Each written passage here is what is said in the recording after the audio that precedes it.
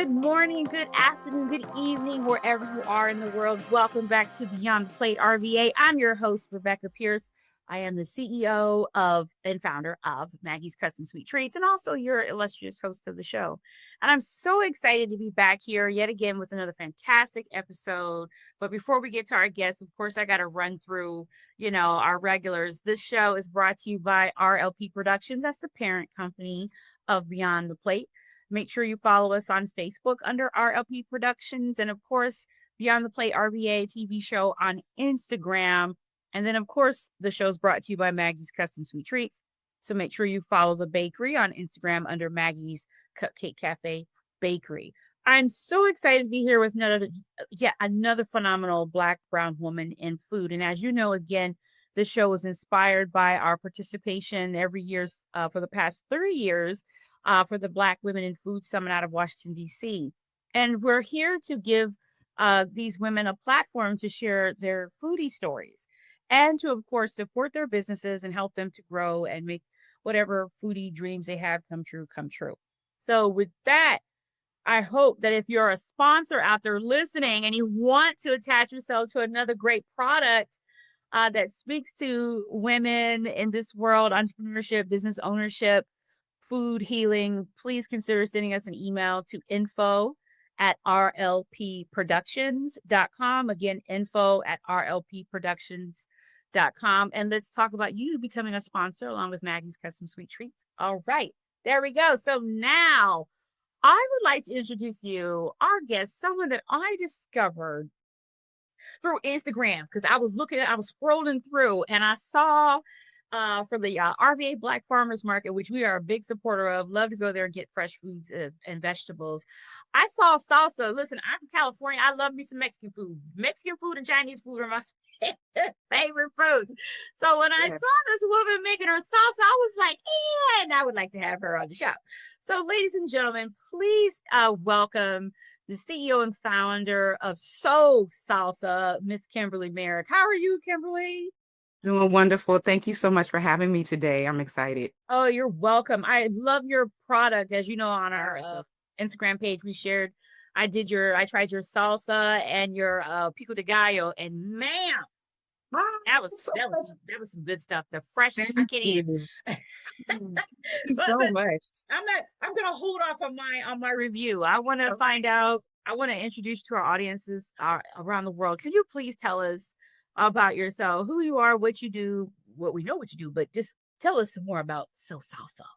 Sure. Well, thank you so much for having me today. I'm very excited. I'm so happy that you liked So Salsa. That is just news to my ears. I love it when people love the product. So my name is Kimberli Myrick. I am originally also from California. I did not know you were from California. Yes, ma'am. Yes, so I definitely have a love for Mexican food. It's been a part of my growing up.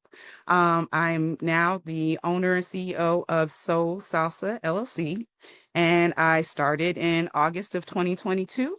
And, just kind of started out slow. And, you mentioned the RVA Black Farmers Market. I'm here now, and I'm sure we'll get into my whole journey, everything. But that's basically what I do right now. That is my passion and trying to move it forward. So tell us then, how did you, I've read your bio, but I want you to tell our listeners.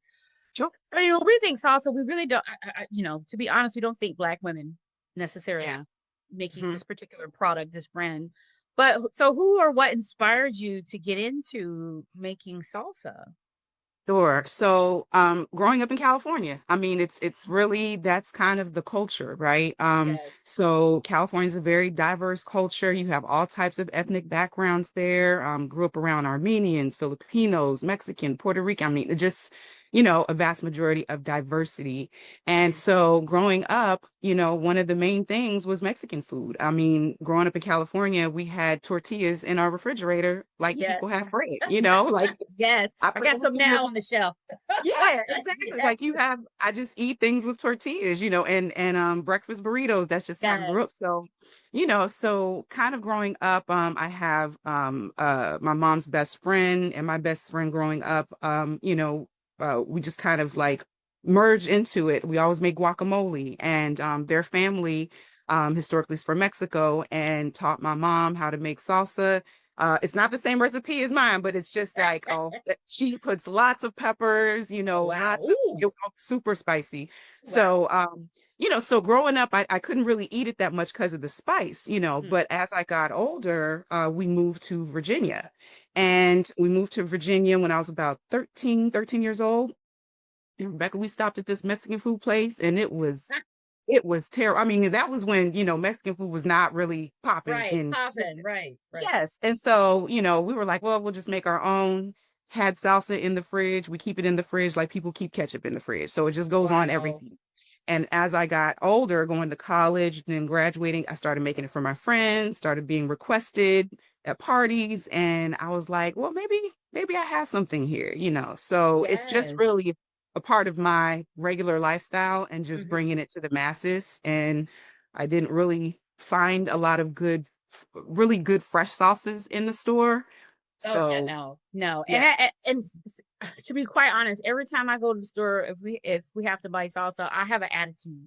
I'm like this, I'm not happy with some of these things. I will say the one brand, and Lord, please don't drag me for this, y'all, or cancel me. But the salsa that I landed on was Mhm. really that mango. I think it's Paul Newman salsa. I think it's that because it's not like California salsa. So when I tried yours, I was like, oh my God, this is home.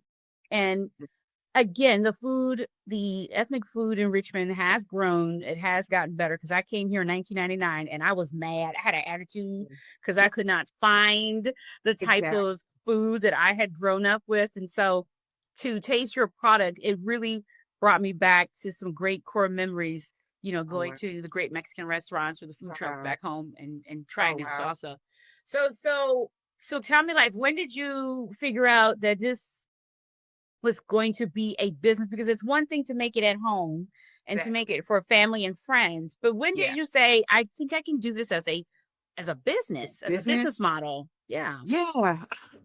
Lot like most of us after COVID, you just had time to sit and like really think about your next Right. move. You got like it was almost like a curse and a blessing where Same time. everything bad Yes. is going on, but at the same time, I was home and I got to be with my kids and I just got to think. I didn't have obligations and I was just like, what's one thing I can do that I'm passionate about? I like doing, I don't get sick of doing. Um, and that was it. That's when I decided, like, you know what? I have no business background, but I think I created the logo first. So I was like, let me Right. see if I can get a logo made, right? And then I'm like, okay, well, let me see if I could let me just get an LLC. It doesn't take a lot. And the things that you think are so hard or take so much and you really look into it and it's really not a lot. It's just doing it, right? And Mhm. so I just felt, let me take this a little further. And then the dream started getting a little bigger, right? It was like, okay, well, now I'm selling it. So let me make a Instagram. I'm not ready to sell on Instagram. Let me Right. do one event. Now I started setting small goals. Let me sell it at my son's barbershop, right? See how they like Mhm. it. Because when you like it, it's one thing, Yes. but everybody else might not like it. Exactly. Taste buds. And yeah, taste buds wise. And then I started thinking, you know what?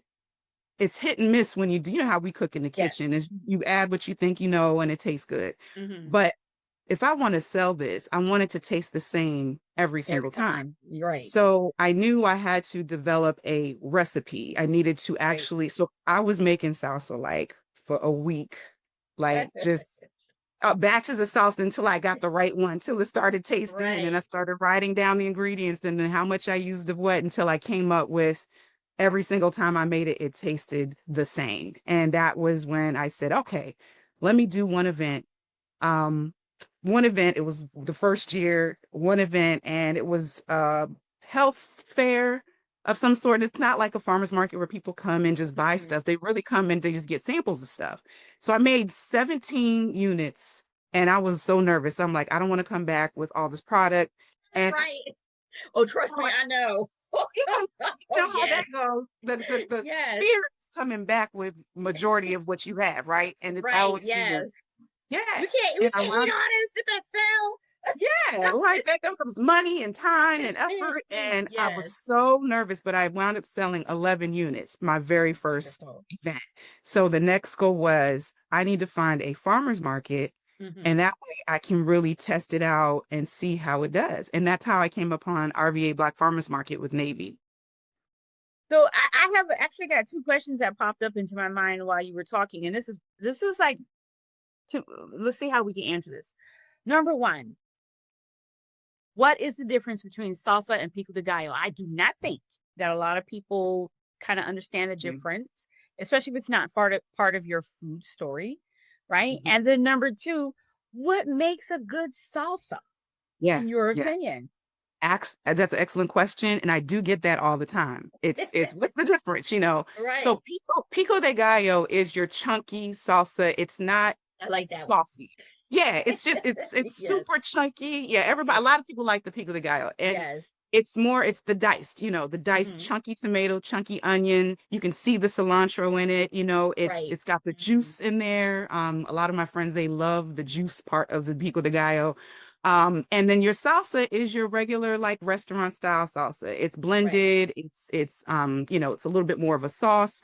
You can have it chunky. You can have it a little bit more loose. However you like the texture. So a lot of people like pico de gallo depending on the meal that they have. So Right. sometimes if you are eating an omelet, you might like salsa. You want something that holds a little bit more to the egg. If you're Right. eating a taco, you might like the pico de gallo because you just want that flavor dispersed across your taco.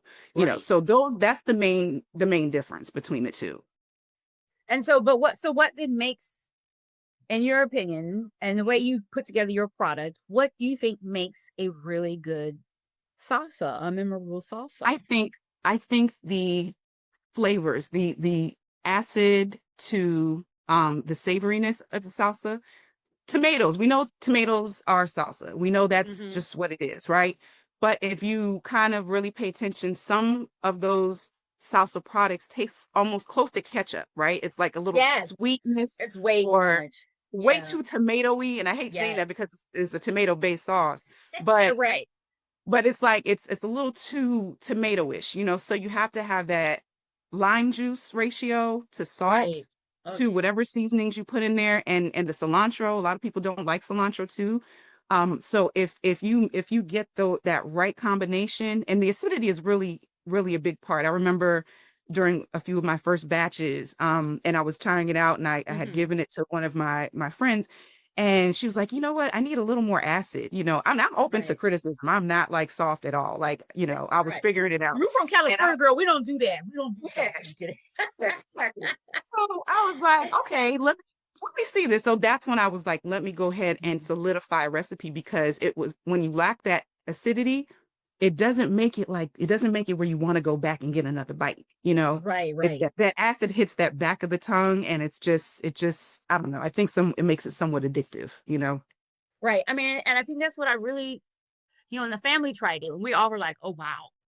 Mhm. And it was the balance between the acidity and the Mhm. sweetness and the Mhm. tanginess, Yeah. and the salt, especially in that pico de gallo. And now I can't do real spicy, so Okay. I wasn't going to take the risk with your Spicy. Okay. spicy. So I gave Yeah. it to the family members for whom spicy is their thing, and they Okay. were like, "Oh wow, this is Oh good. wow. This is different."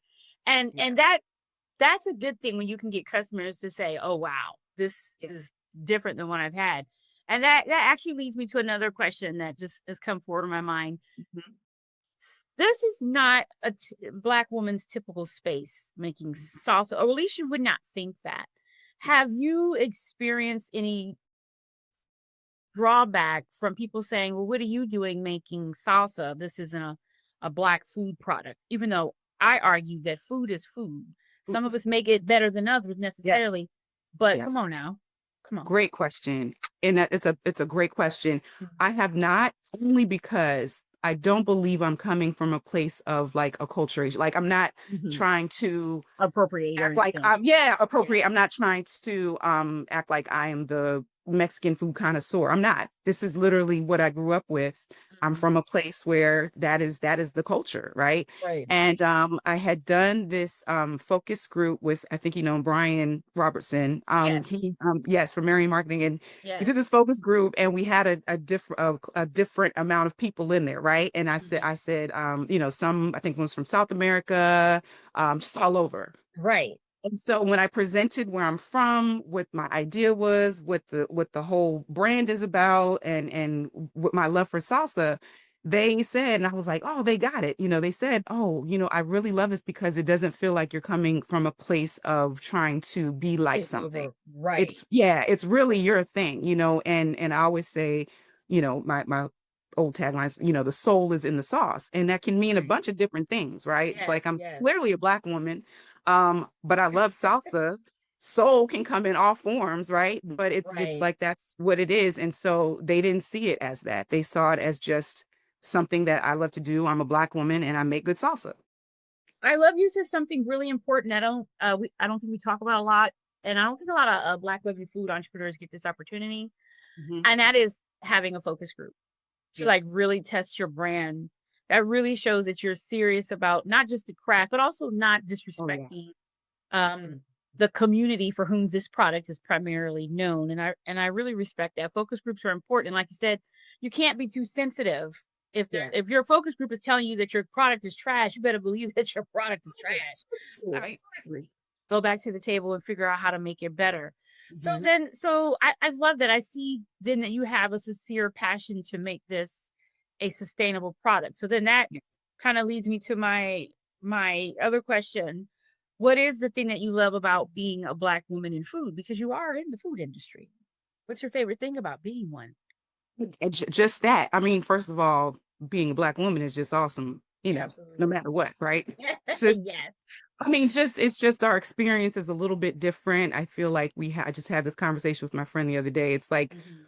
we have to maneuver through this world a little differently, a little more aware, you Mhm. know, and just Right. just discerning and you know, kind of cautious, and you know, it's just your experience of being a Black woman makes it unique.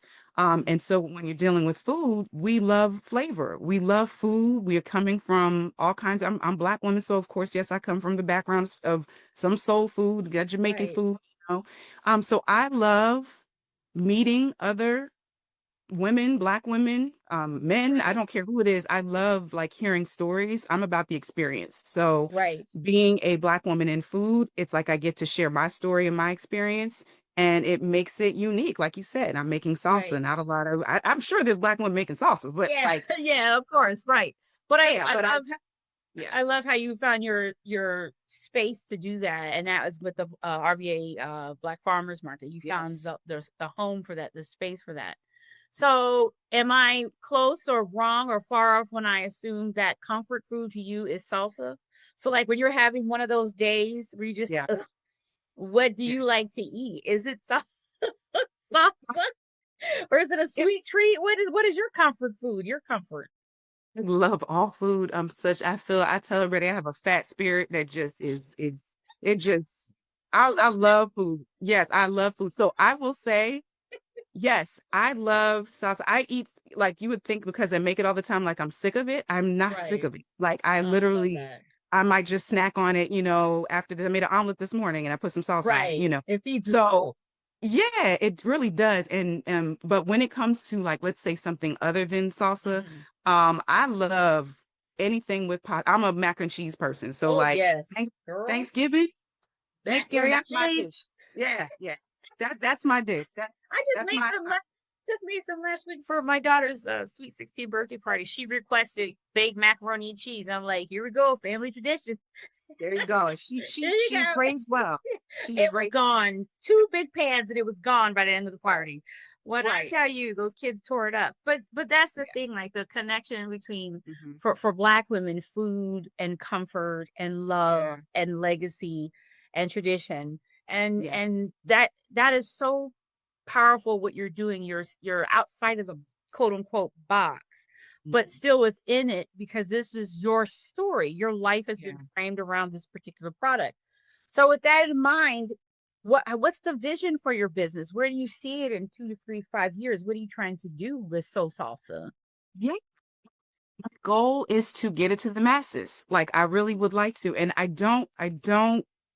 I'm very realistic as to where I'm at in my life, right? Where I'm a Mhm. mother of two kids and I work and I have this vision. So I'm very realistic on how I approach this. But my goal ultimately is to get it to the masses, is to get it into some stores, and it doesn't have to be your huge retail stores. I just want Mhm. it to be available for people who want to have a really good fresh salsa product. And I have other little dreams and things I won't talk about because until like I actually get my hands on it, I wouldn't Right. put it out there. But Right. yeah, but that is really it. That's the goal is to learn more about business. Right. I came into this just I'm a 9 to 5er. I grew up with a Right. mom was like, get you a good job, good benefits, get your education. And Yes. so really kind of learning. I try to take my time. I don't rush into things to get a better understanding of what I'm doing, where I'm going. If I do align myself with people, do they have the same vision? How do they feel about things, about what I'm doing? And those are my main goals, is to be a better businesswoman, and to get this to people in a safe way and where the integrity is not, compromised. That's Right. that's the goal. So are you looking into, or does that mean you're looking into and we'll move in the direction of manufacturing and production, Yes. putting Yes. putting the salsa in, jars, sealed jars and whatnot? Yes, not to go to the jarred, but keeping it fresh, of course. I think that's what you meant. Okay. Like it's Yes. still doing the fresh salsa part, but Right. yes, trying to find a manufacturer or, I found some, but just kind of that make pico de gallo and that make, Right. where it doesn't look crazy. Like I've seen some and it looks real saucy or chunk. I'm like, Right. I You got, yeah, your quality control, man. You have to have yeah. on site to make sure that that's. We had another fantastic guest, and I might have to connect you at some point. But the fantastic Cynthia Betterson, who's a food scientist, that's Mhm. she was our first guest this year from Back Home Foods, and she Mhm. spoke to that about that, quality control and production, what that looks Yes. like, and how important that is. So you might want to definitely reach out to her. Let me know. Let me know. I would love to talk to her. I'll connect y'all. So Yeah. so then what do you need from the community? What do you need for us to help you? Keep supporting. I mean, just come to the right now, RVA Black Farmers Market. And right now, this is my first week at the Petersburg Library. They have a beautiful store inside, and I have my Oh, first wonderful. some units in there. So go to Petersburg, or if you're in Petersburg, just support. When I put Hmm. stuff up on Instagram or my new website that's under construction, but it's up. Just support and let me know. I love it. My favorite part of all of this is when people try the salsa and then the Yes. reactions. Like your reaction Right. gave me life, right? It Yes. just so continue to give me feedback, and send me what you did with your salsa. I ask people all the time, send me how you used your salsa. Did you Right. just do the chips? Did you put it on an omelet? Did you put Look, it in your rice? look, they Yes. ate all of this. I couldn't even put it on my omelet because I too eat breakfast for retail. Okay. That's where it would have gone, but it's gone. All Yeah. of it is gone. Yeah. I'll get you Okay. some more. I'll get you I some love more. that. I love that. So look, you said you do a lot. You're a mom of two. You still work the 9 to 5, and you're hustling with the business. And one Yes. of the things I always speak to, the primary focus. My primary focus is the wellness and well being of Black women, women in general, but definitely Black women. So, how do you care for yourself mentally, physically, spiritually? Do you have a daily wellness practice that you uh, implement to help you stay grounded and well and focused? So it's I think like most of us, it's not consistent, but it's Mhm. consistently, kind of over time that I utilize certain things to keep me grounded. I'm like you said, I have two wonderful children. I have a family. I have my mom, my business. I'm in school. I work, and so sometimes I don't even have time to think about what's what Right. wellness I need in that for that day. But Mhm. I'm very big on journaling. I love to journal from Mhm. time to time. My friends, I have a really good support around me. My mom and my friends, where it's a Friday, let's go ahead and have a session and we talk about everything that we need to talk about, Right. and just kind of vent, and it's a give and take. It's a back and forth with us. So my main thing, I'm not a person. I don't go get my hair and nails done all the time. I don't get nails done, you know, all that, but I love a good massage. Like I would treat Okay. myself. Yes, I will treat myself to a massage if I can.